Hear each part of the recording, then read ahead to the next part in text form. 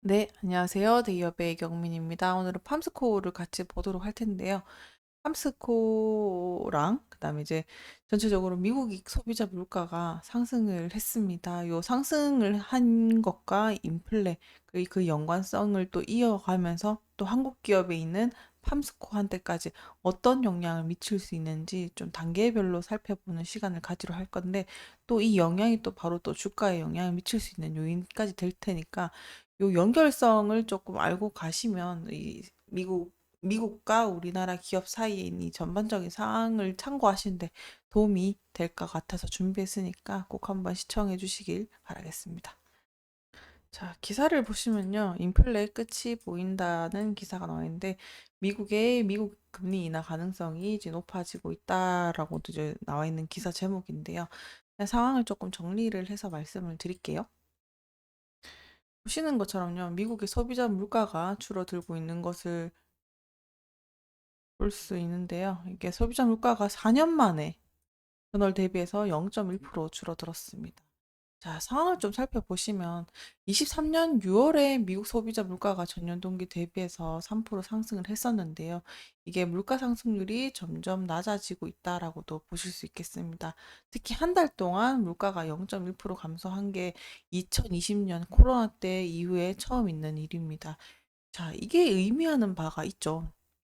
아무래도 물가 상승률의 둔화는 인플레이션 압력이 줄어들고 있다는 신호인데, 이 높은 인플레이션이 경제에 부담을 더 주기도 하지만 물가 상승률이 낮아지게 되면 경제가 안정세를 보이고 있다는 신호이기도 하죠. 뜬금없이 이제 대두박 얘기가 나와야 될 텐데요. 요 대두박이 사료의 원료로 사용되는 건데 요게 미국의 이슈와 생산자 물가랑 대두박과 연관성을 또 연결 지어 보려고 하는데요.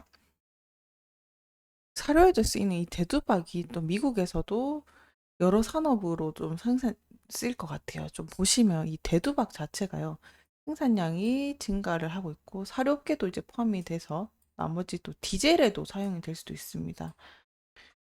이유는요, 이제 재생에너지 때문에 그런 건데요. 이 재생에너지, 디젤이나 바이오연료를 생산 능력의 3배 이상을 낼 수 있다라고 생각을 해서 대두가 이렇게 수요가 크게 증가를 할 수도 있다, 하고 있다라고도 보실 수 있겠습니다.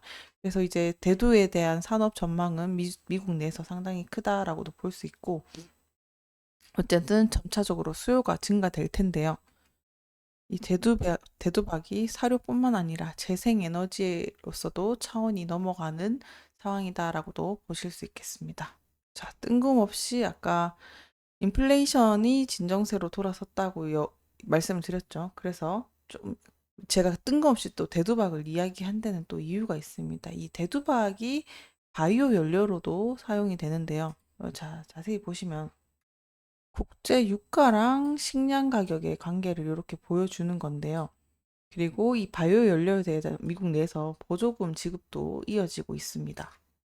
그래서 이것들이 디젤이나 이런 것들의 식물성 기름이 원료로 해서 대체를 할 수 있기 때문에 또 대체 혼합용으로도 쓰일 수 있기 때문에 계속 떠오르는 건데요. 정리를 해서 말씀을 드리면 이 바이오 연료가 식물성 원료잖아요. 그래서 이제 원유 가격이 높을 때 사용량이 증가를 합니다.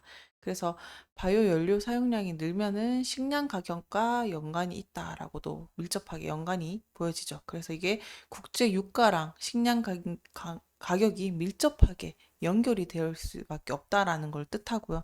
그리고 이 바이오 연료가 원유 가격이 높아질 때 또 같이 사용량이 늘어나고 그다음에 곡물 가격 상승에 영향을 미칠 수 있다. 이렇게 보시면 될 것 같습니다. 그래서 22년에 원유 가격이 상승했던 것도 곡물 가격이 급등했지만 최근에는 또 상황이 개선되었죠. 그런 연결성이 있다라고도 보시면 좋을 것 같아요.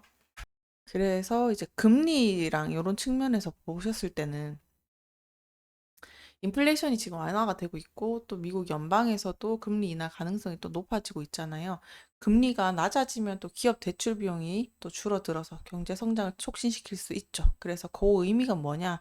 금리 인하가 이제 인하로 자금 조달 비용이 줄어들면 또 기업은 또 자연스럽게 투자를 할 수 있게 되는 상황이 벌어질 수 있으니까 긍정적인 신호로는 또뭐 기업 수익성에 긍정적인 영향을 미칠 수 있다. 통상적으로는 그렇지만 또 변수가 늘 존재한다는 거 또 참고를 해 주시고요.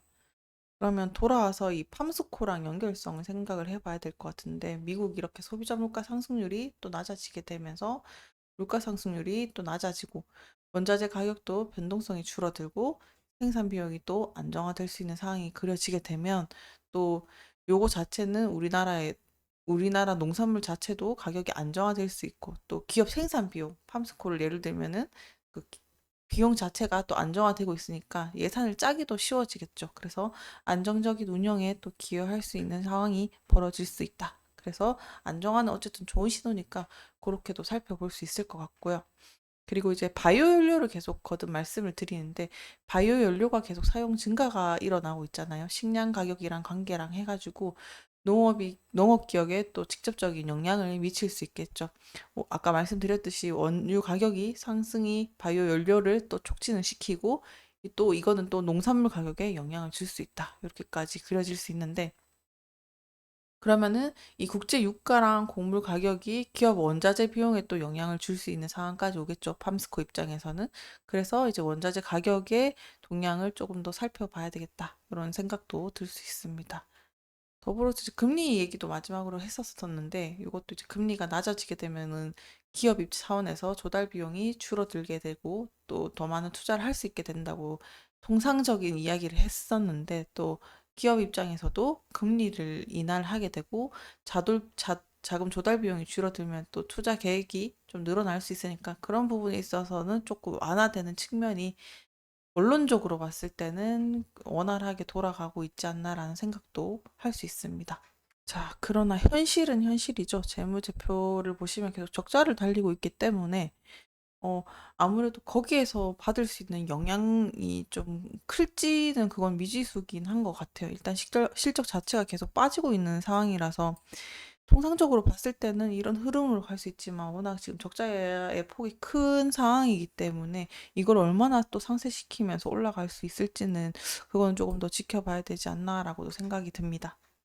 그래서 오늘 전체적으로 드리고 싶었던 거는 이 소비자 물가가 팜스코한테 어떤 영향으로 전해지고 끼치는지를 조금 그려서 보시면은, 이런 조금 주가 차트를 보시고 이해를 하시는데 좀 흐름을 크게 이해할 수 있는데 도움이 되지 않을까 싶어서 자료를 준비를 해왔고요. 오늘도 투자에 도움되는 유익한 시간이 되셨길 바라겠습니다. 감사합니다.